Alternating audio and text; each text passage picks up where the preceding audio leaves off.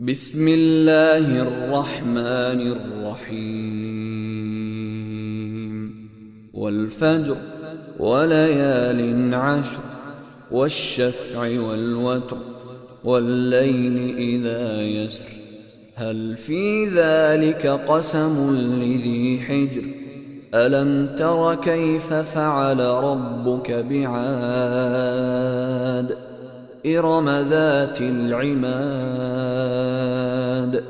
التي لم يخلق مثلها في البلاد وثمود الذين جابوا الصخر بالواد وفرعون ذي الأوتاد الذين طغوا في البلاد فأكثروا فيها الفساد فصب عليهم ربك سوط عذاب إن ربك لبالمرصاد فأما الإنسان إذا ما ابتلاه ربه فأكرمه ونعمه فيقول ربي أكرمن وأما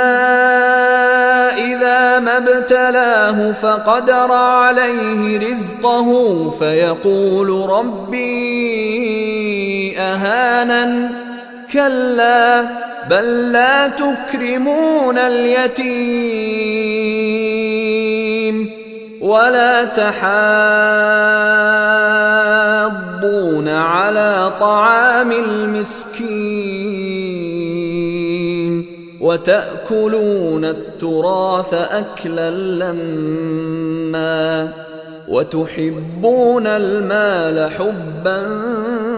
جما كلا إذا دكت الأرض دكا دكا وجاء ربك والملك صفا صفا وجيء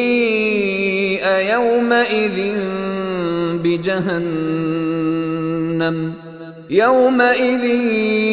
يتذكر الإنسان وأنى له الذكرى يقول يا ليتني قدمت لحياتي فيومئذ لا يعذب عذابه أحد ولا يوثق وثاقه